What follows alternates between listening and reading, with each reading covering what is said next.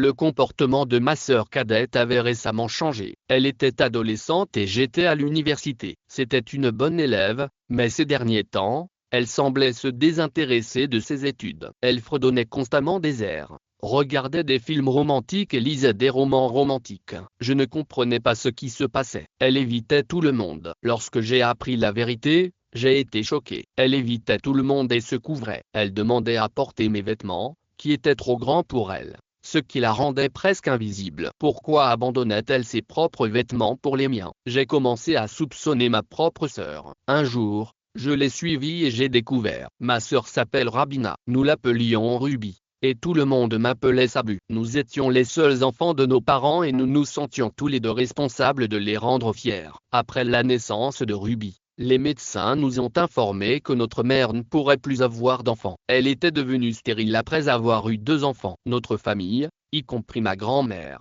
a conseillé à mon père: tu n'as que des filles et ta femme ne peut pas avoir d'autres enfants. Si tu avais des fils, tu pourrais peut-être continuer à vivre avec elles. Mais maintenant ce n'est plus la peine. Mon père était fatigué d'entendre cela. C'était l'homme le plus gentil que je connaissais, et il ne les a jamais écoutés. Il n'a même jamais mentionné que quelqu'un lui avait parlé durement à cause de ces discussions au sein de la famille. Mes parents ont fini par se séparer, et tout notre clan les a ostracisés au fur et à mesure que nous grandissions. Ces personnes sont mortes l'une après l'autre. Même ma grand-mère n'a pas survécu longtemps, et mon grand-père était décédé plus tôt. Malheureusement, même au moment de leur départ de ce monde, ils n'avaient pas d'amour ou de prière pour nous dans leur cœur. Ma mère a eu beaucoup de chance. Tout le monde lui disait que son mari partirait certainement, mais mon père n'a jamais songé à partir. Il ne l'a jamais dit, mais nous n'avions pas de frères et il disait toujours: mes filles sont ma fierté. Dernièrement, cependant, lorsque j'ai remarqué le changement de comportement de Ruby, j'ai craint qu'elle ne brise la fierté de notre père et qu'elle ne ternisse la réputation de notre famille. Un jour, alors qu'elle partait pour l'école, je l'ai arrêtée. Viens ici, Ruby, lui ai-je dit. Elle s'est approchée et s'est tenue devant moi. Je l'ai examinée de la tête aux pieds. Qu'est-ce que c'est que ce style pour aller à l'école? Lui ai-je demandé. Tu es devenue folle? Tu es devenue folle? Ta tête va bien? J'ai demandé. Je pleure, a-t-elle répondu. Qu'est-ce que tu veux dire? Je suis habillée normalement. Je suis ta grande sœur, de 6 ans ton aînée. Je vois que tu as mis du rouge à lèvres charbon et même de la poudre de visage, bien que légèrement, et tu as même mettez du fard à joues et cette coiffure. Elle fait de tes cheveux une montagne, mais elle te va bien et elle est jolie. Pourquoi toutes ces tenues? Y a-t-il un événement à l'école aujourd'hui? Elle répond: non, il n'y a pas d'événement et je n'ai rien fait de spécial. Mes joues sont naturellement rouges. J'ai dit: je sais, la couleur naturelle de tes joues est le rouge. Va te laver le visage. Ruby m'a ignoré et est partie. Il fut un temps où elle écoutait tout ce que je disais et ne répondait jamais. Elle avait l'habitude de m'appeler Ara et de courir vers moi si quelqu'un la grondait. Mais ces derniers temps, je ne savais pas ce qu'elle avait dans la tête. De toute façon, elle grandissait et je n'y ai pas prêté attention. Mais nous nous sommes vraiment inquiétés le jour où Ruby n'est pas rentrée de l'école à l'heure habituelle. L'école n'était pas loin de la maison et elle revenait généralement avec d'autres filles qui vivaient dans notre quartier. J'avais l'habitude de la déposer et de la reprendre à l'école depuis qu'elle était petite. Quand elle a grandi,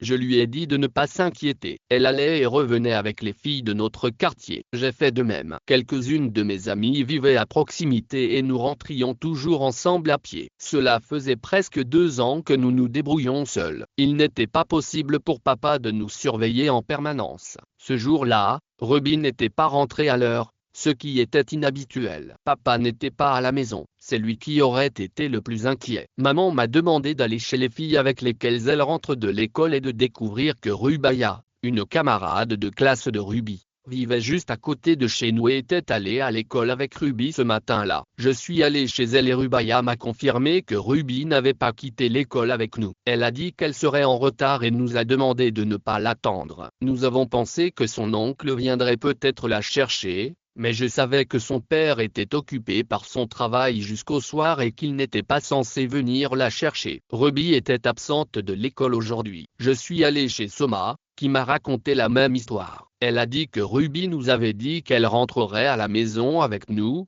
mais qu'il s'était passé quelque chose. Elle a été mise en retenue aujourd'hui. J'ai demandé quel genre de retenue. Sueya a répondu: aujourd'hui, Monia Cyr l'a mise en retenue. Il l'a obligée à rester après l'école. J'ai demandé, qu'est-ce que tu veux dire? Raconte-moi tout. Qui est ce monsieur Monia? Elle a répondu, Monia monsieur est notre professeur de mathématiques. Il est très beau et, écoute, je ne t'ai pas demandé s'il était beau. J'ai demandé si tu allais à l'école pour étudier ou pour regarder les professeurs. Elle a dit que c'est ce que Ruby dirait. Peut-être que mes paroles l'avaient contrariée et qu'elle essayait de rejeter la faute sur ma sœur. Je lui ai demandé ce qu'elle entendait par Ruby. Sumeya m'a expliqué que Ruby traînait toujours près de M. Mania avant et après les cours. Mais aujourd'hui, elle a dépassé les bornes et il ne l'a pas laissé partir. Tout le monde était parti, car son cours est le dernier. J'ai demandé, as-tu vu Ruby quelque part après la fin des cours? Sumeya a répondu, non, je ne l'ai pas vu. Ruby a dit, mais je l'ai vu. Tout devenait confus et j'étais en proie au doute. Je me suis dit, M. Mania semble être derrière tout ça. J'espère que rien de grave n'est arrivé à Ruby. 2 heures, ce n'est pas court. J'ai dû informer notre père. Il était fou de rage. Une adolescente ne rentrait pas de l'école. Nous étions tous à la recherche. J'ai dit à mes 2 cousins et à mes 2 oncles de chercher Ruby. Ce n'était pas une mince affaire. Alors que nous nous apprêtions à partir à sa recherche, je l'ai soudain vu marcher vers notre maison depuis la ruelle. Je ne me suis pas soucié de son état. Je lui ai demandé où elle était allée. Il était 18 heures. À 18 heures, elle a demandé, où étais-tu pendant tout ce temps? Est-ce que je peux au moins entrer dans la maison d'abord? Notre école est un peu plus loin, mais elle est descendue à notre arrêt par erreur. Le chauffeur est parti avec le bus. Alors je suis allé la déposer chez elle. Je me suis dit que ce ne serait pas bien de laisser une si petite fille toute seule. Cela m'a pris 4 heures, car elle n'était qu'une petite enfant et ne parlait pas bien. Elle ne faisait que pleurer, mais j'ai réussi à la faire entrer chez elle. Nous avons examiné Ruby de la tête aux pieds. Elle allait enfin très bien puisqu'elle était rentrée chez elle. Nous étions tous soulagés. Papa a dit, d'accord, elle va bien, mais ce n'est pas bien de se mettre en danger juste pour aider quelqu'un d'autre. Maintenant, toute la famille est au courant. Je ne sais pas ce qu'ils ont dû penser au cours de la nuit. Les choses se sont calmées. Nous, les 2 sœurs, avons dormi dans la même pièce. Ce soir-là, j'ai demandé à Ruby ce qu'il en était de cette histoire avec M. Mania. Ruby a été surprise pendant un moment, puis elle a dit, et M. Mania? Je lui ai dit, ton ami en a parlé. Ruby a répondu, Sumeya ne peut rien garder pour elle. J'ai dit, dis-moi ce qui t'arrive, ma sœur. Elle a dit, rien. J'ai dit, rien? Tu aimes bien notre professeur. Il est très beau et, écoute, Ruby, tu sais ce que tu dis. Tu es séduisante et tu l'aimes bien. Qu'est-ce que ça veut dire?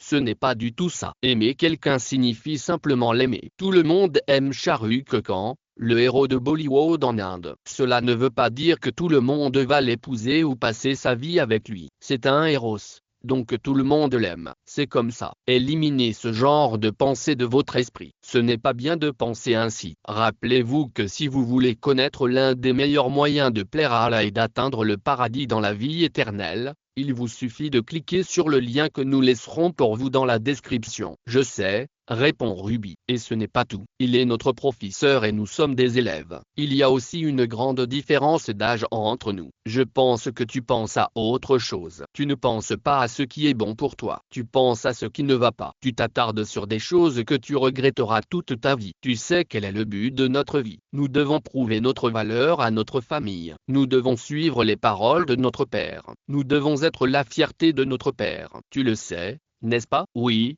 répond-elle. À partir de ce jour, Ruby changea. Elle était différente. Elle était souvent perdue dans ses pensées et semblait mélancolique. Avant, elle n'en parlait pas. Elle avait l'habitude de tout partager avec moi, car je suis sa sœur aînée. Mais ces derniers temps, elle s'est complètement repliée sur elle-même. Ses activités étaient également inhabituelles. Une nuit, alors que je dormais, j'ai soudain entendu des sanglots. J'ai été surprise. Je me suis demandé d'où cela venait. J'ai pensé que j'étais peut-être en train de rêver quand j'ai réalisé que c'était Ruby qui pleurait. J'ai allumé la lumière dans la chambre sans hésiter. Avant même de le faire, je lui ai demandé ce qui n'allait pas. Pourquoi pleurais-tu? Quand j'ai allumé la lumière, elle m'a regardé comme si elle avait dormi. Elle m'a dit, pourquoi as-tu allumé la lumière?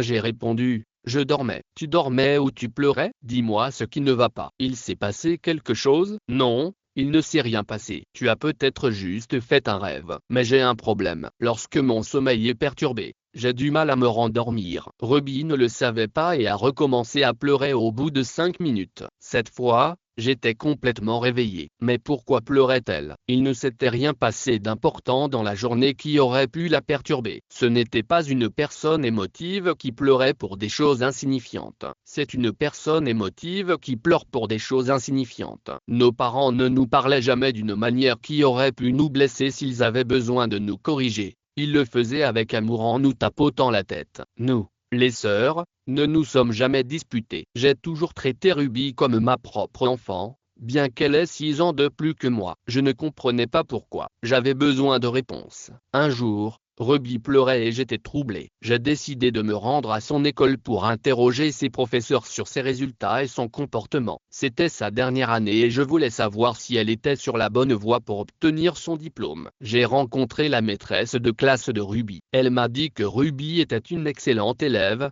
toujours dans les 10 premières. Mais ces derniers temps, elle semblait distraite. Y a-t-il des problèmes à la maison?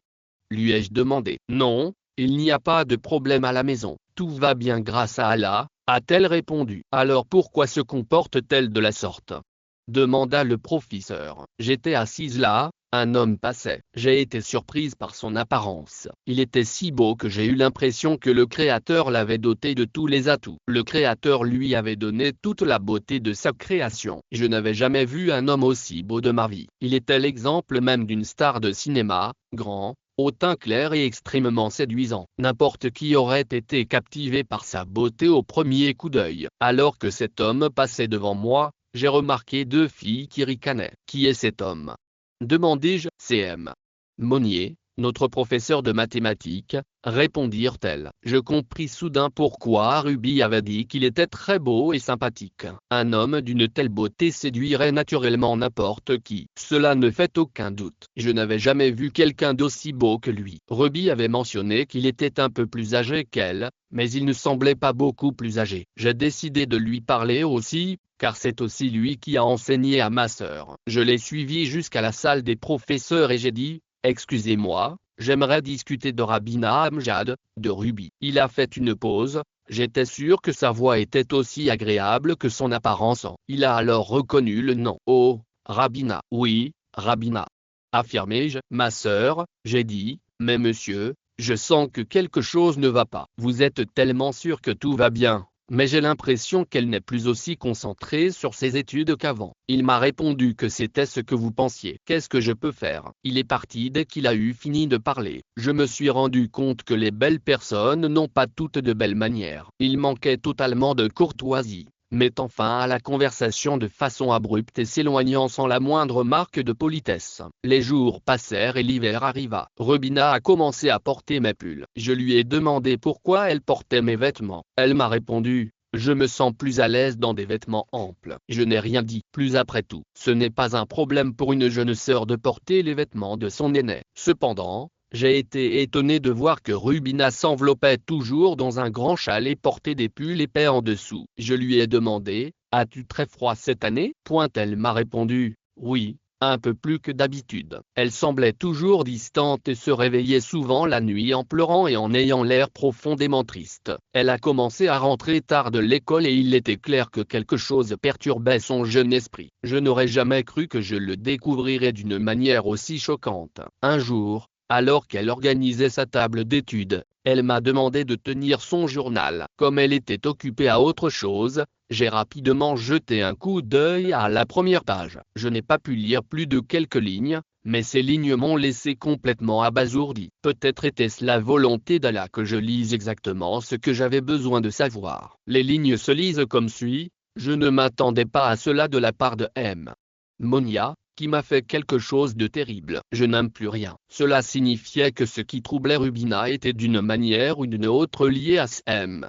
Monia. Les examens finaux de Rubina étaient terminés et elle était toujours à la maison. Il était temps pour elle de décider de ce qu'elle allait faire. Je continuais mes études et j'avais de bons résultats. Elle réussissait assez bien à l'école, mais Rubina s'est détournée de ses études. Elle a dit qu'elle ne voulait plus étudier. Mon père m'a demandé pourquoi. Pourquoi ne veux-tu pas continuer tes études?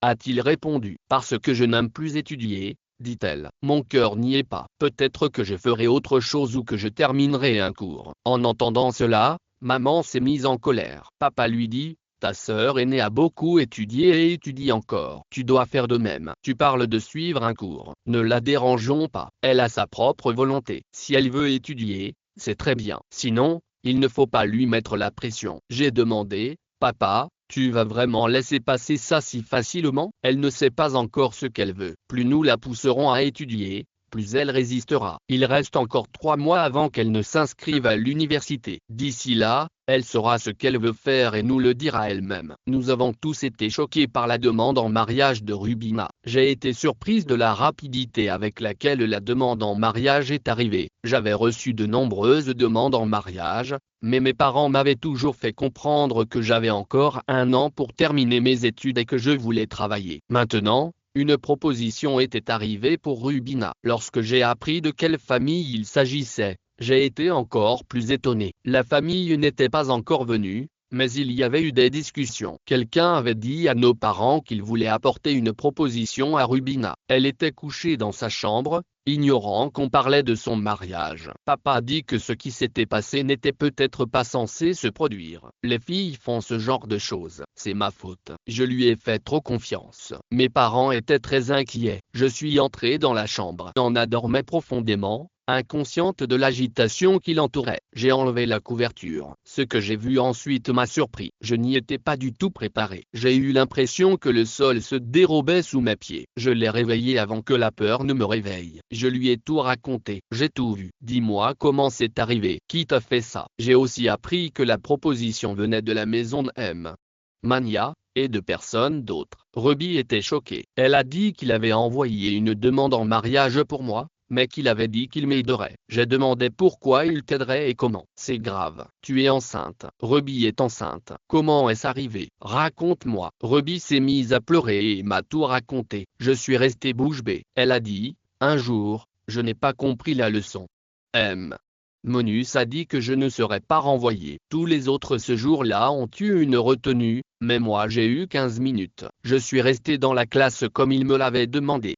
Man a quitté la salle et m'a dit de partir exactement après 15 minutes. Il ne frappait jamais les filles, mais il faisait ce genre de choses. Je suis donc resté, et soudain, un homme est arrivé. Je ne le connaissais pas, mais je suis sûr qu'il travaillait dans notre école. Cet homme m'a fait beaucoup de mal lorsque Monia est revenu dans la classe 20 minutes plus tard. Il m'a donné de l'eau et m'a aidé à me remettre d'aplomb. Il m'a emmené directement chez lui. J'y suis resté 2 heures. Monir s'est beaucoup occupé de moi. Il était très attentif et avait honte de ce qui s'était passé. Il m'a dit que tout cela était arrivé à cause de moi. Il m'a dit que si je ne t'avais pas puni, cela ne serait pas arrivé. Monia m'a assuré que je ne devais en parler à personne. Ruby, je vais m'occuper de ce diable. Je t'aiderai quand tu auras eu le temps de te reposer. Je suis rentré chez moi et j'ai menti en disant que j'étais en retard parce que j'aidais un petit enfant. Mané savait tout, et il était le seul à savoir. Il m'a dit qu'il m'aiderait et que je devais me concentrer sur mes examens sans m'inquiéter. Avait-il l'intention de m'épouser pour m'aider? Je me suis assise, la main sur la tête, et je l'ai dit à Ruby. C'est un homme bon. Il veut vraiment t'aider. C'est un vrai homme. Il aide une femme de cette façon parce qu'il le veut. Il est même prêt à te donner son nom après tout ce qui s'est passé. Je pensais qu'il n'était que physiquement attirant et qu'il n'était pas une bonne personne au fond. Mais c'est une perle. Ruby a dit que c'était un homme bien, mais qu'il y avait une grande différence d'âge entre nous. J'ai répondu, ce n'est pas grand-chose, seulement 7 à 8 ans. Comment penses-tu que nos parents accepteraient cette petite différence? Je ne sais pas, a dit Ruby, mais on verra bien. Finalement, Ruby a accepté. Nous avons organisé le mariage. Ruby s'est mariée avec Monia. Quand j'ai tout expliqué à nos parents, ils ont eu beaucoup de mal à accepter. Ils étaient profondément affligés,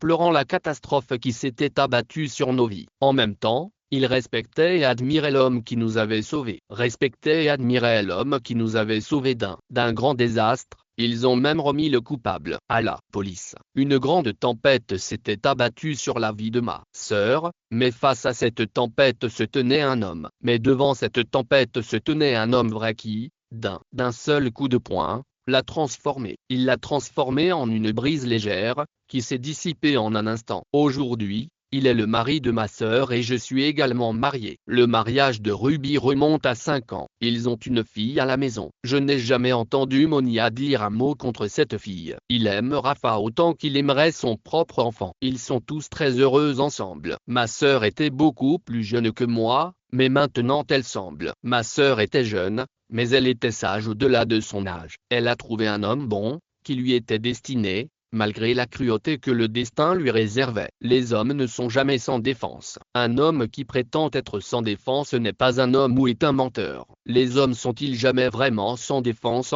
Non. C'est toujours nous, les femmes, qui le sommes. Allah a doté les hommes du pouvoir de sauver une femme. Les hommes sont capables de soutenir leurs femmes. Ce n'est pas pour rien qu'on leur confie la responsabilité de diriger. Cette responsabilité est importante et il n'est pas facile de s'en acquitter. Toutefois, un homme peut assumer cette responsabilité si quelqu'un choisit de ne pas le faire. C'est une autre histoire. Dites-moi si vous étiez à la place de Monia. Pourriez-vous faire ce qu'il a fait? Ce qu'il a fait, personne d'autre n'aurait pu le faire. Un cœur généreux est une chose importante. Une personne qui enseigne aux autres est aussi une personne instruite. Seule une bonne personne peut être un bon enseignant. Si vous avez aimé notre histoire d'aujourd'hui, vous aimerez cette vidéo. Abonnez-vous à notre chaîne et partagez-la avec vos proches. Nous nous reverrons avec une autre histoire éducative. D'ici là, Allah Az.